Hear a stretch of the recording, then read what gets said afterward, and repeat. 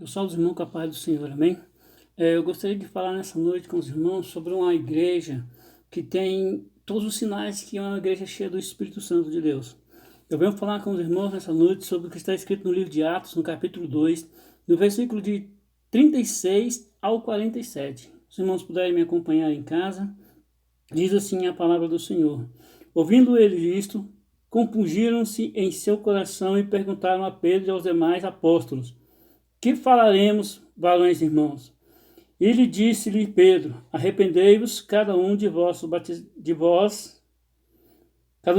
e seja batizado em nome de Jesus para perdão dos pecados, receberão o dom do Espírito Santo. Porque a promessa vos diz respeito a vós, a vossos filhos e a todos que estão longe, tantos quantos Deus, vosso Senhor, chamar. E, com muitas outras palavras, isso testificava-se e os exortavam, dizendo: salvai-vos dessa geração perversa. De sorte que foram batizados os que bom grado receberam a sua palavra, e naquele dia agregaram-se quase 3.000 almas. E a preservação e preservavam na doutrina dos apóstolos, na comunhão, no partir do pão e nas orações. Em cada alma havia temor, e muitas maravilhas e sinais se faziam pelos apóstolos. E todos que criam estavam juntos e tinham tudo em comum. Vendiam suas propriedades e fazendas, se repartiam com todos e segundo cada um tinha necessidade. E preservavam os unânimes todos os dias no templo e no partir do pão em casa. Comiam juntos com alegria e singeleza de coração, louvando a Deus e caindo na graça de todo o povo. E todos os dias acrescentava o Senhor à igreja aqueles que haviam de salvar. Eu quero comunicar e falar com os irmãos. O Espírito Santo derramou-se sobre a igreja no dia de Pentecostes. 120 crentes aproximadamente receberam naquele dia o selo do Espírito, o qual conferia um poder totalmente celestial. Eles jamais seriam, como diria, capazes de fazer tal coisa, tal prodígio. Pedro, transbordando de exuberância daquela nova virtude, anunciou a palavra de Deus. E isso fazia que aquela igreja tinha sinais de crescimento e do poder do Espírito Santo. Pedro anunciou a palavra de Deus e cerca de 3.000 pessoas. Olha só, meu irmão. Nós falamos de Deus hoje em dia e as pessoas dizem assim: mas só vai ser quando morrer. Que desse jeito não dá certo. Mas naquele tempo, no Atos capítulo 1, Pedro fez esse discurso e mais em diante, ele cheio da graça, do poder do Espírito Santo, ele começou a falar da palavra de Deus. E cerca de 3.000 pessoas entenderam a sua mensagem. E a igreja que crescia, cada dia a igreja crescia mais. A igreja crescia porque era uma igreja na qual havia o Espírito Santo de Deus, a qual era cheia do Espírito Santo de Deus. Você conhece uma igreja assim? Você conhece um ministério assim? Você faz parte desta igreja, você faz parte deste ministério, que a cada dia cresce com a unção do Espírito Santo de Deus. Muitos olham para você e não conseguem entender quão valoroso e precioso é tudo para Cristo. E Pedro continua dizendo: eu na igreja nasci, cresci, renasci, cresci novamente, e teve um povo maravilhoso e um estilo de vida até então jamais experimentado por ninguém na humanidade. Um estilo de vida diferenciado. Se você parar para ler e prestar atenção nas entrelinhas, aquele povo vivia em alegria e em harmonia. Viviam felizes com aquilo que Deus tinha derramado sobre a vida deles. Vejamos alguns sinais dessa igreja cheia do Espírito Santo de Deus. Você conhece uma igreja assim? Dê um glória a Deus aí, aleluia. A igreja cruzada cristã da primeira etapa é uma igreja cheia do Espírito Santo de Deus, onde lá mastubianda cantarabás, chegada balabas sobias. Uma igreja de aprendizado da palavra, que se orientava pela doutrina dos apóstolos. Nós nos orientamos pela doutrina dos apóstolos, essa que Paulo escreveu nessa palavra maravilhosa, essa que Paulo nos deixa, Lucas nos reescreve e diz assim, e eles cresciam e prosperavam nas doutrinas dos apóstolos, na leitura da palavra, no partilho, no compartilhar do pão. E os apóstolos e as novas revelações. Se pretendemos ser uma igreja cheia do Espírito Santo de Deus, devemos saber que o primeiro sinal é que seremos uma igreja bíblica, submissa às doutrinas dos apóstolos. Eles cresciam no estudo da palavra, na comunhão. Atos capítulo 2, verso 42 diz: e cresciam na união, na comunhão e no compartilhar do pão. A palavra grega era koinonia, cujo significado é duplo: compartilhar nossos recursos naturais e as nossas potencialidades inatas, inclusive trocando serviços na comunidade. Eu tenho uma capacidade inata em mim. Nós temos Dorcas que têm capacidades inatas dentro de si, pessoas que têm o dom da palavra, pessoas que têm o dom do acariciar, do ganhar almas para Cristo. Vamos trabalhar isso nas nossas vidas, viver em comunhão, em coinonia, quase que a palavra não sai, mas saiu, graças a Deus. Era um princípio no qual eles trabalhavam de viver, contribuir, distribuir, compartilhar. Hoje em dia ninguém quer compartilhar nada com ninguém. O que eu tenho é meu, e o que é meu, e ninguém pega, ninguém bota a mão. Aquele povo dividia, compartilhava. Se eles tinham um pedaço de pão, era dividido com todos que estavam próximos. Eles se reuniam nas casas. Quanto eu tenho saudade de quando nós fazíamos os nossos panelaços nas nossas casas. Nós deixávamos um domingo que nós íamos almoçar na nossa casa, nós levávamos à casa de um irmão e lá contribuíamos com ele. Dividíamos e provávamos que nós éramos sim uma igreja cheia, repleta da glória e do poder de Deus. Mas com essa pandemia que nos cerca, está difícil até de irmos para a nossa casa, congregarmos junto com o nosso povo, estarmos na igreja falando do amor de Deus. Mas vamos continuar na palavra do Senhor. Ela nos diz que eles viviam em comunhão. O princípio da caridade ao pobre, tendo como base Atos 2:45 e 11:29, ou seja, dar na medida da posse e na medida que alguém tenha necessidade. Eu vejo meu irmão passando por privações, eu não tenho coragem de chegar até ele e dizer: meu irmão, você precisa de uma ajuda, você precisa de um apoio. E aquele que está nessa situação não tem coragem: olha, eu necessito sim. Vamos trabalhar em comunhão, em um só pensamento, em um só desejo, em um só propósito. A palavra nos diz que quando falarmos a mesma língua, andarmos no mesmo propósito, no mesmo desejo, nada, nem ninguém nos segurará. Pastor, mas isso parece coisa de comunista, que onde divide tudo. Sim, o crente deve dividir as coisas que tem, compartilhar. Pastor, mas eu trabalho, eu faço as minhas obrigações, eu não tenho tempo de sustentar, não sei o quê. Gente, compartilhar. Uma oração é compartilhar.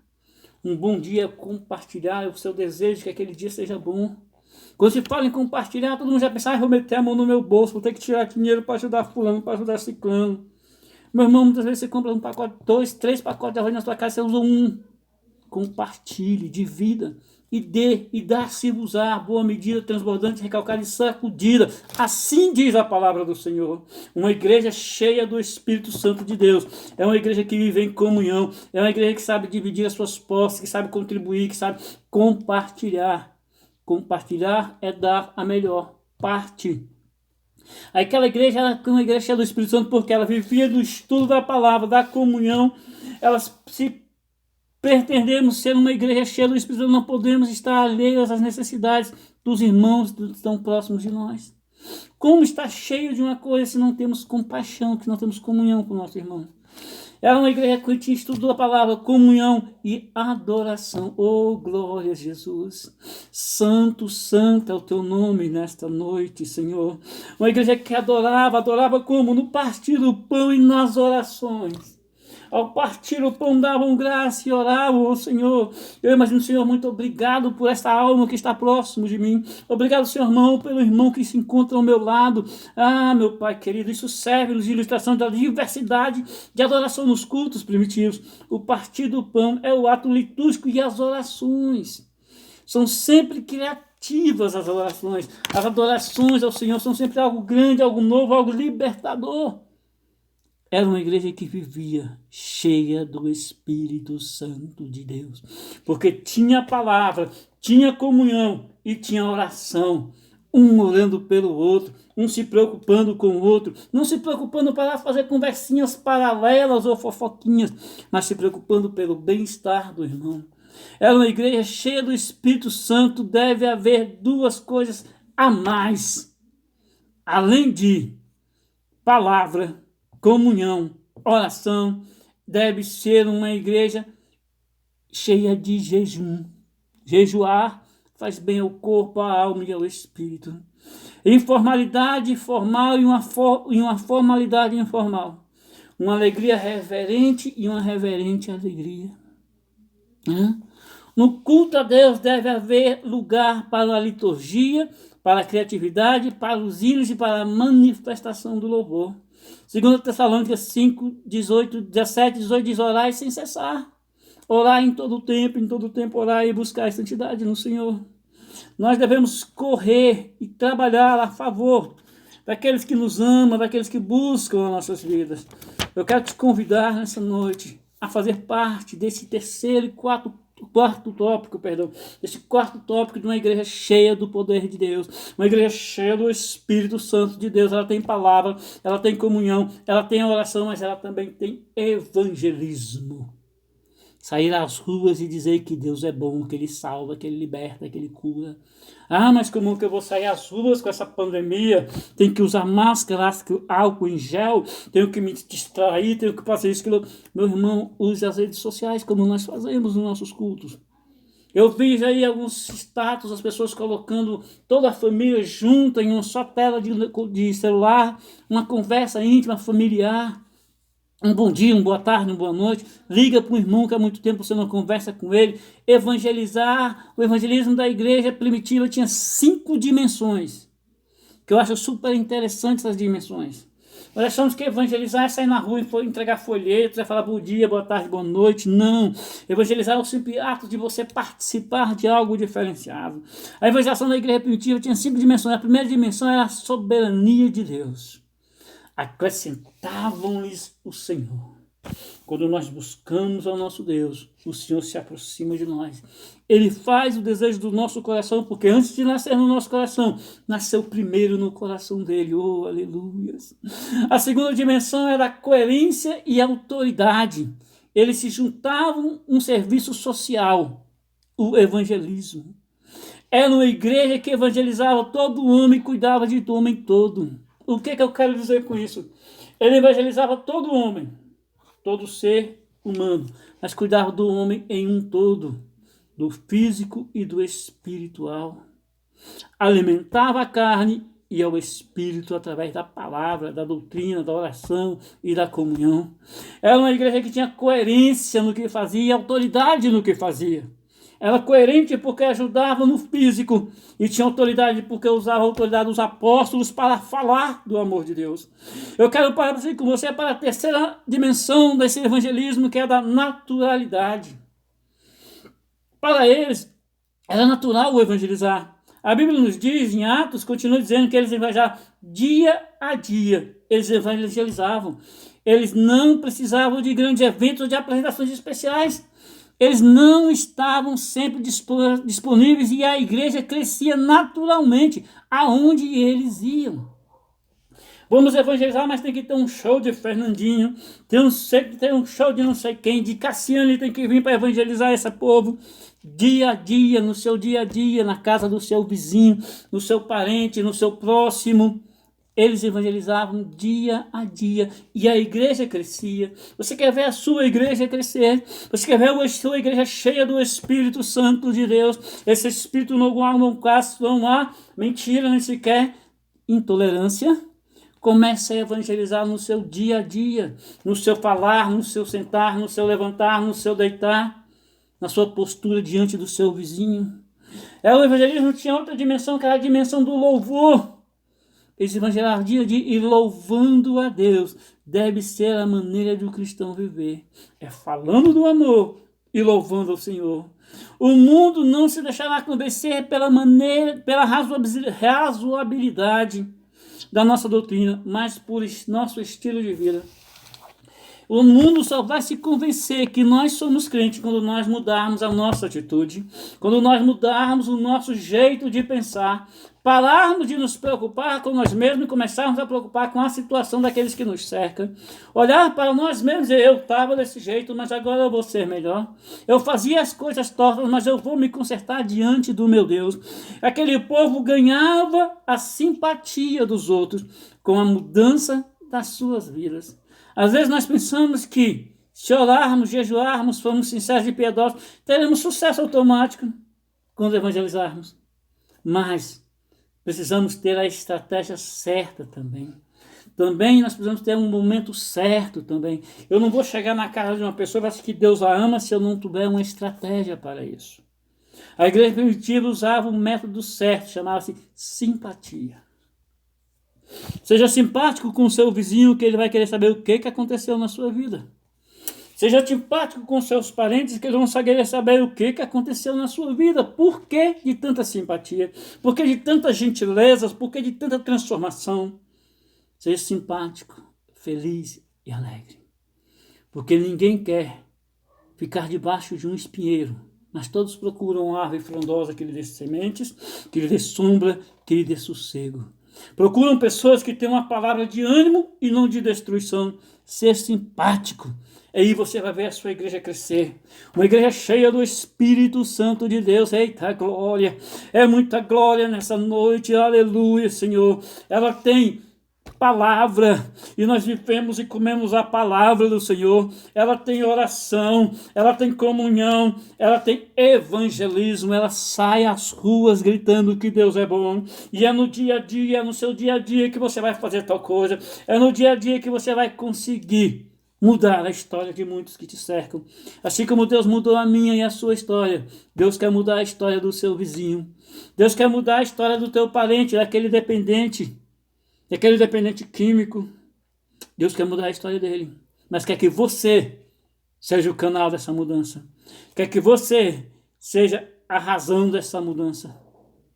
Eu quero te dizer nessa noite, para concluirmos: o homem é tão mesquinho que só faz o que lhe manda, ou que lhe é obrigação.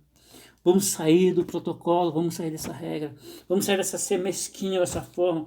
Só vou evangelizar se o pastor mandar evangelizar. Só vou jejuar se tiver uma campanha de jejum na minha igreja. Meu irmão, não é desse jeito não. Olhe, busque, jejue, evangelize, porque Deus precisa de você. É de você que Deus precisa. Arregace as mangas, arregace as mangas da sua camisa, da sua blusa. Arregace as mangas, cija-se os seus cabelos, lava-se os rostos e as mãos e diga: eu vou, em nome de Jesus, ganhar almas para Cristo.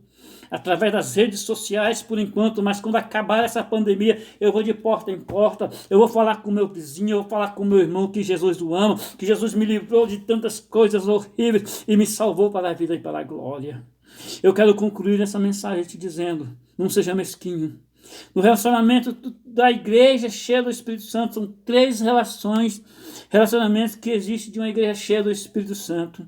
Primeiro, tem que estar em relação constante com Deus, com o próximo e com o mundo. Se você estiver nessas relações assim, com Deus, com o teu próximo e com o mundo que vos cerca, nós seremos capazes de evangelizar qualquer coisa nessa terra. Nossa igreja será sempre uma igreja cheia do Espírito Santo, porque nela vai ter estudo da palavra, ela vai adorar a Deus, vai evangelizar e praticar os frutos do Espírito. Os frutos do Espírito que está lá em Gálatas 2:23. Olhe lá como é bom aqueles frutos.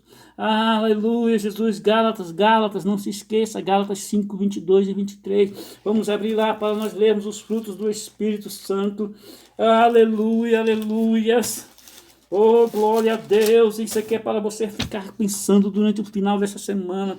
E no começar desse mês agora, dessa semana agora, segunda-feira já é um dia diferente. Alguns de nós ainda estão saindo para trabalhar, mesmo no meio da pandemia, ainda estamos exercendo nossas funções.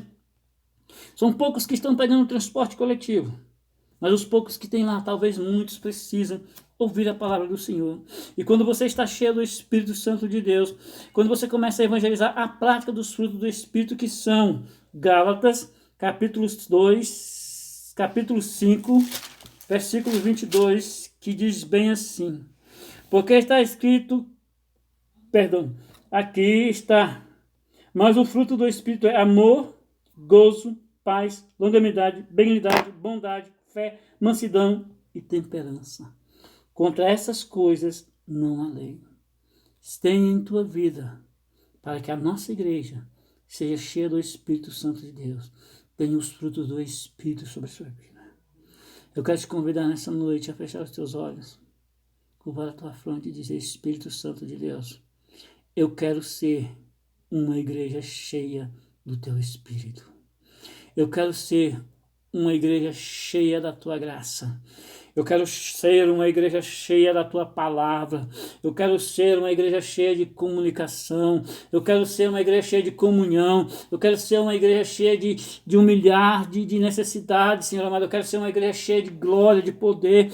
Eu quero, Senhor amado, ser uma igreja cheia de adoração, de estudo, de comunhão, de estudo, de adoração, de palavra. Eu quero ser, Senhor amado, uma igreja cheia do Teu Espírito Santo, porque eu sei, Senhor, que o Teu Espírito convive no meio dessas adorações, o Teu Espírito convive no meio do estudo da palavra, o Teu Espírito convive no meio da comunhão, e eu quero assim ser, Pai. Eu oro nessa noite, Pai querido, Pai amado, por essa igreja que está em sua casa agora, e vai ser uma igreja cheia do Espírito Santo de Deus, porque não há de faltar palavra, não há de faltar comunhão, não há de faltar adoração e oração ao Senhor, e não há de faltar evangelismo. Evangelismo pelas redes sociais, mas nós estaremos evangelizando em nome do Senhor Jesus, e receba do Senhor nessa noite esta palavra para o teu coração, e aguarde em nome de Jesus. Amém.